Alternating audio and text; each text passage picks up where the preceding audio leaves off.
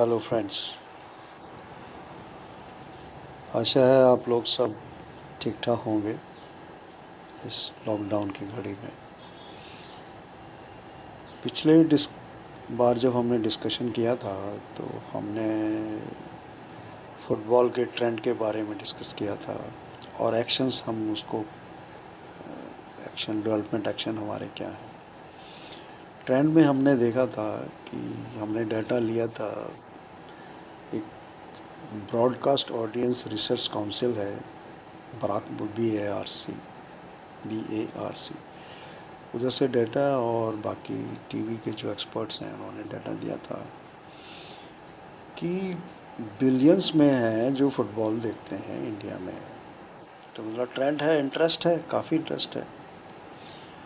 फिर हमने देखा था कि हम एक्शंस क्या क्या करते हैं, हमारे एक्शंस, हमने पाया हमारे एक्शंस में अनजाने में ही हम नेगेटिव हैं। जैसे कंपटीशन है, जल्दी से ख़त्म करा देना, 4 दिन में, 5 दिन में। तो बच्चे को साल में 4 ही मैच मिले, दैट्स ऑल। और इसी तरह ही ओवर एज का एक बहुत बड़ा इशू है। हम समझ रहे हैं कि हमने थोड़ी सी हेराफेरी करी स्कूल को या अपनी टीम को जिता दिया, लेकिन उसके बारे में नहीं सोचा कि जो दूसरी टीमें, जो दूसरा क्लब, कोई एसोसिएशन काफ़ी पैसे खर्च करके आपके पास आ रहा है, आपने फुटबॉल को डिप्रूव कर दिया लाखों रुपए से। वो सारे हमने डिस्कशन करा। इसी बात को और आगे आज हम बढ़ाते हुए, इससे पहले कि हम फुटबॉल की टेक्निकल साइड में जाएं, आज हम थोड़ा सा और डिस्कस करेंगे, उसके बाद हम लोग टेक्निकल इश्यूज़ पे जाएंगे। अमेरिकन सुपर कंप्यूटर्स, ये मेरे ख्याल 83-2 की बात है। उन्होंने एक सुपर कंप्यूटर ने प्रेडिक्शन किया on the basis of law of average. ये हर जगह एप्लीकेबल होता है, लॉ ऑफ एवरेज बोलते हैं, कोई भी प्रेडिक्शन करनी हो, सैंपल लेना।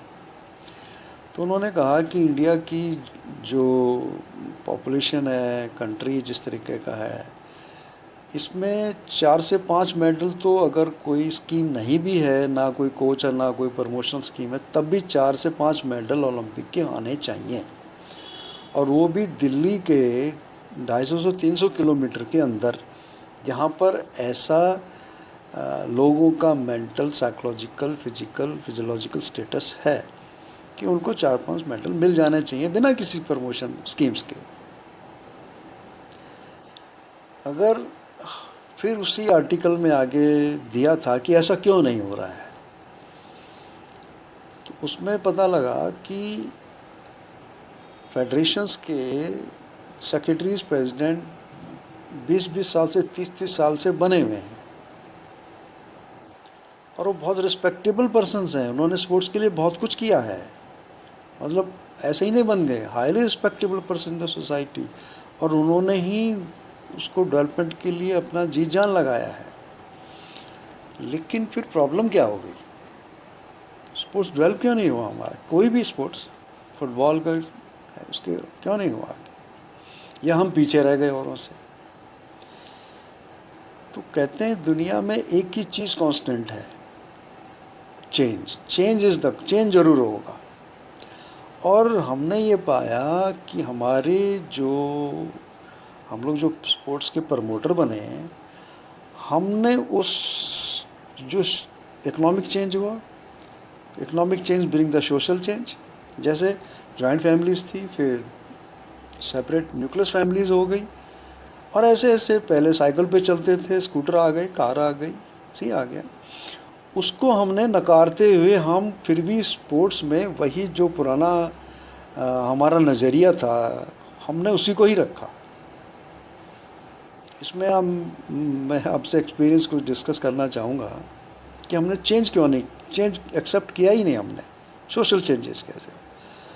वही 82 एशियंस गेम से पहले की बात है, एक स्पोर्ट्स मिनिस्टर आए अनायस पटियाला में, बहुत सारे कैंप लगे हुए थे, फॉरेन कोचेस, मतलब बहुत बड़ा था। हम होस्ट थे, तो 2-2 साल से कैंप चल रहे थे।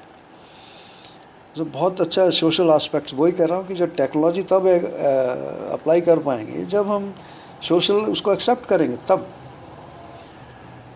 तो स्पोर्ट्स मिनिस्टर साहब आए, सब बातें हुई, बहुत हुआ, सब अच्छा हुआ। तो एक स्पोर्ट्समैन ने बोल दिया कि जी हम सुबह बहुत ट्रेनिंग करते हैं पटियाला में, पता नॉर्थ में बहुत गर्मी पड़ती है, तो हम लोग दिन में जी रेस्ट नहीं कर पाते, तो एसी रूम में लग जाए तो हम रेस्ट करते हैं, गर्मी बहुत है। आप सुन के हैरान होंगे, जितने पुराने कोचेज़ ऑफिशियल्स थे सब ने कहा स्पोर्ट्समैन को एसी की क्या ज़रूरत है, स्पोर्ट्समैन तो एसी में सोएगा, तो स्पोर्ट्समैन क्या हुआ। ये था।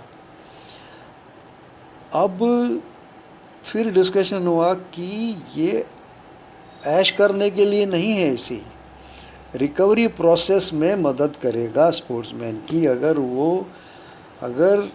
कोल्ड बाथ भी तो करते हैं भाई, अगर वो ट्रेनिंग करके खा पी के रेस्ट करेगा तो फिर शाम को वो लोड ज़्यादा ले सकता है।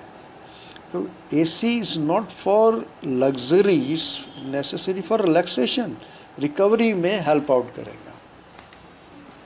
बहुत मुश्किल हो गया जी समझाना, मैं सोशल चेंजेस का बता रहा हूँ। और हमें एसी नहीं मिला तो हम आगे भी नहीं देंगे, वो ही एक साइकोलॉजी है ये। मतलब वो बुरा नहीं चाह रहे हैं, सॉरी, लेकिन प्रोस्पेक्टिव ऐसा बना हुआ है। और इसी में और आगे चलें कि लंबे कैंप थे, वेट कैटेगरीज थी, बॉक्सिंग में, रेसलिंग में, वेट लिफ्टिंग में, सब वेट कैटेगरीज में कंपटीशन होता है।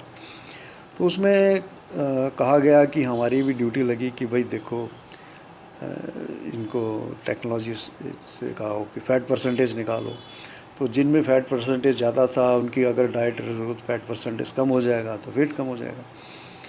वेट उतना ही उठाएगा वो, उसकी ताकत कम नहीं होगी, लेकिन वेट कैटेगरी नीचे आ जाएगी। तो कोच खुश हो गया जी, इस कैटेगरी में आएगा जो आज ही वेट उठा रहा है तो उसका मेडल पक्का है। बहुत अच्छी बात है जी। ये तो फिर स्पोर्ट्समैन को भी कॉन्फिडेंस भी लिया, कोच भी लिया, और हमने इसके ऊपर एनालिसिस भी किया। तो बोला कि ठीक है, आप धीरे धीरे करके ये चीज़ें कम कर दो, ये चीज़ें ज़्यादा, मतलब उसमें फ्रूट वेजिटेबल ज़्यादा कर दिया, और आप ये घी और नॉन वेज कम करते चले जाइए। तो वो भी एग्री हो गया, अभी मेडल पक्का है, ठीक है, गोल्ड आएगा, बहुत अच्छी बात है। अब ये देखिए, तो 10-15 दिन तक तो ये चला। उसके बाद वो देख रहा है बच्चा कि मेरे साथ में थ्रोअर बैठा हुआ है और बैठा, वो तो खुल के खा रहा है और मेरे को रिस्ट्रिक्ट कर दिया गया। अब मेरे को तो मुर्गे की एक ही टांग मिल रही है, वो 4-4 खा रहा है, वो तो ये भी खा रहा है, वो तो ये भी खा रहा है, तो बटर भी खा रहा है, मेरे को मना कर दिया है। अब एक उनके अपने ही द्वंद्व शुरू हो गया प्लेयरों में, अपने अंदर खुद से ही। और कुछ पत्रकार बंधु आ गए 10-15 दिन बाद, हाँ भाई कैसे फैसिलिटीज़ हैं, क्या है, आप यकीन करेंगे अगले दिन हेडिंग आ गया कि कैंपर भूखे मर रहे हैं, तो कैसे मेडल आएंगे। और ये बात मंत्रालय तक पहुंची। मंत्रालय ने नीचे कहा, नीचे हमारे पास कह रहा है कि ये छोड़ो, आप ये जो स्कीम लगाई है ये समझाना बहुत मुश्किल है, इनको जो कैसा है करने दो, कोई रिस्ट्रिक्शन मत करो, एजुकेट कर दो, खाता खाता, ना खाता है ना खाता है। ये सोसाइटी है हमारी, इसको हमें जानना है, पक्का जानना, नहीं तो हमारे सारे बताए ना, अब अप्लाई कर लो, क्या अप्लाई करोगे, जानते हैं लेकिन अप्लाई, क्योंकि हमारी सोसाइटी उसको बहुत ज़्यादा एजुकेशन की।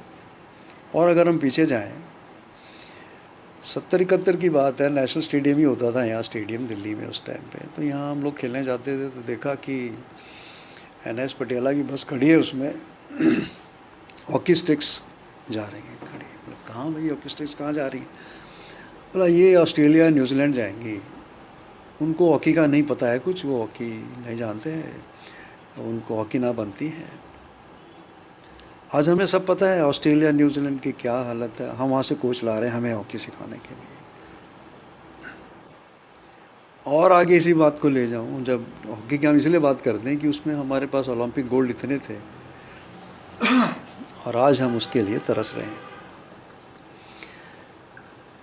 साउथ कोरिया के एक प्लेयर आए थे, मिस्टर किम, NS पटियाला से ट्रेनिंग करके गए और साउथ कोरिया में 4 साल में जाके एशियन गेम्स हुए थे, उन्होंने गोल्ड दिला दिया। उसका हेडिंग था बालकिशन इज़ माई गुरु। उसका इंटरव्यू हुआ कि भाई आप, बालकिशन जी उस टाइम चीफ कोच थे NIS पटियाला में। हमने और कोचेस से पूछा भाई ये क्या है, ऐसे कैसे? 82 एशियन गेम्स में था तो इंडिया इधर से 10 गोल मार रहा, 8 गोल 10 गोल, इधर से पाकिस्तान 8-10 गोल मार के फाइनल आ रहा है। अब ऐसा क्या हो गया कि ये कोरिया जीत गया? उन्होंने बताया कि वो ऐसे तैयारी नहीं करते हैं। हमारा यहाँ तो है कि आप कह के देख लो, वो तो अब थोड़ा सा सुधार हुआ है कि जी फुटबॉल टीम जानी है, उसके साथ डॉक्टर भेज दो। डॉक्टर क्या करेगा? डॉक्टर ने खेलना है, फुटबॉल टीम है, कोच है, ज़्यादा ले जाओ, ठीक है, ज़्यादा डाइट खिला दो। डॉक्टर का क्या काम है? फिजियोथेरेपी, मैस्योर, कोई मतलब नहीं, ये हमारी सोसाइटी है। तो उन्होंने कहा कि कोरिया में जब हुआ तो मैच फिक्स है कि साल भर पहले शेड्यूल हो गया भाई ये, तो बोला वो इतना लैस करते हैं कि इतना टेम्परेचर होगा, इस टाइम होगा, ये जो आर्टिफिशियल टर्फ है वो ये वाली लगेगी, उसमें इतना टेम्परेचर होगा, ऐसे शूज़ होने चाहिए, ऐसी टी शर्ट होने चाहिए, ऐसे सॉक्स, ऐसे शूज़ होने चाहिए, जिससे कि फटीग कम होगी। हमारे यहाँ क्या होता है, जो फ्री में दे दे, चाहे वो सूटेबल है कि नहीं है वो चलेगा। कलर एक ब्लू होना चाहिए, वो मोटी है, हल्की है, पतली है, और बोला उसके बाद आप शूज़ पहनते हैं, घिसते हैं, तो नए शूज़ से पहन नहीं सकते, नए शूज़ से आप प्रैक्टिस मैच नहीं खेलेंगे, पुराने शूज़ से खेलेंगे, वो घिस जाते हैं। तो बोला हर एक प्लेयर जो है ना पहले कंप्यूटर प्लेटफार्म है उसके ऊपर खड़ा होता है और उसमें से बतावे निकलते हैं, जो शूज़ घिसते हैं उसको कंपनसेट करने के लिए, और उससे 10 to 15% फटीग कम होती है। सो इतना बारीकी से वो एनालाइज करते हैं और अपने आप को चेंज कर दे, अडप्ट करते हैं to the new situation. Hockey में तो हम सब जानते हैं कितने रूल्स चेंज हो गए, जिसके कारण से हमने उसको एडजस्ट नहीं किया। तो हमने जैसे पता किया ऊपर, सब कुछ अच्छा होते हुए भी, भला चाहते हुए भी दिक्कत है। सवाल उठता है कि हम ये सब क्यों डिस्कस कर रहे हैं? हम आप जहाँ कहीं भी हैं, हमारे पास 10 बच्चे आते हैं, 12 बच्चे आते हैं, जितने भी आते हैं, हमें ये सब चीज़ ध्यान में रख के कोचिंग करनी है, नहीं तो हमारी कोचिंग सक्सेस नहीं होगी। इन इश्यूज़ का हमें जानना बहुत ज़रूरी है, नहीं तो हम लोग पहले जैसे हमने करा था कि केव में बच्चे फंस गए थे, 9 दिन जिंदा कैसे रहे हो? उसमें तो कोई टेक्नोलॉजी नहीं थी बाहर निकालने की, पर फिर जब बच्चे निकल रहे थे तो उसमें कोई टेक्नोलॉजी बच्चे निकल आए, लेकिन नाम नहीं बताया। तो ये सोशल एस्पेक्ट्स फैसिलिटेट करते हैं टेक्नोलॉजी को इम्प्लीमेंट करने में। अब जैसे हमने कहा डाइट है, बहुत सारी चीज़ें इम्प्लीमेंट ही नहीं कर पाए, हम जानते हैं फिर भी नहीं इम्प्लीमेंट कर, हमारी सोसाइटी ऐसी। तो आगे से हमें ये सारी चीज़ें जो सोशल एस्पेक्ट हैं हमने इसलिए डिस्कस करी हैं कि आप जहाँ पर भी हैं, जहाँ भी अभी एकेडमी चलती है, ये सारे जरूरी नहीं कि नेशनल कोच का ही काम है या ऑल इंडिया फुटबॉल फेडरेशन का ही काम है, हमें सबको समझना होगा अपनी सोसाइटी को, और उसको फिर हमारे एक्शन से होने चाहिए जिससे कि आगे प्लेयर डेवलप हों। आगे हम एज स्पेसिफिक ट्रेनिंग बात करेंगे और अगले उसमें। और मैं अभी आपको एक तो कोचेस के जो बहुत मशहूर आर्सेन वेंगर, सबने नाम सुना होगा, उन्होंने ये कहा है कि at young age winning is not important at all, most important thing is to develop creative skilful players with good confidence. मतलब वो कहता है विनिंग नहीं चाहिए मेरे को, लेकिन प्लेयर को डेवलप करने का क्रिएटिविटी डिक्लेयर करनी, स्किलफुल बनाइए और कॉन्फिडेंस दीजिए उसको। जॉन क्राइफ जिन्होंने टोटल फुटबॉल दिया वर्ल्ड को, वो क्या बोलते हैं? कहते हैं यस मेरे पास यूथ टीम है, मेरे क्लब की है, मैं पॉइंट भी लूज़ कर रहा हूँ, नीचे भी आ जाऊँगा टेबल में, मेरे को ये रिज़ल्ट इम्पॉर्टेंट नहीं है। मैं प्लेयर, वही जो ऊपर बात की, मैं ऐसे प्लेयर डेवलप कर रहा हूँ जो अटैकिंग करें, टोटल फुटबॉलर बने, और फ्यूचर का रिजल्ट मोस्ट मैटर करता है। मीन्स हॉलैंड का रिजल्ट मैटर करता है। मेरे को आज मैं हार जाऊँ, आई डोंट केयर। कहा है उसने कि I don't care losing points, no, but where result matter most means मैं ऐसे प्लेयर पैदा करूँगा जो मेरे कंट्री को जिताएंगे। सो आगे हम बात करें लेट इंडिया विन, कि हमें इंडिया को जिताना है। हमारा क्लब, ये एकेडमी जीतने से हमें मतलब नहीं होना चाहिए। हमें मतलब होना चाहिए प्लेयर डेवलप करें जो इंडिया को जिताएं। चलिए अब फिर नेक्स्ट उसमें हम लोग डिस्कस करेंगे कि age group training technical issues में आ जाएंगे। All the best, take care, thank you.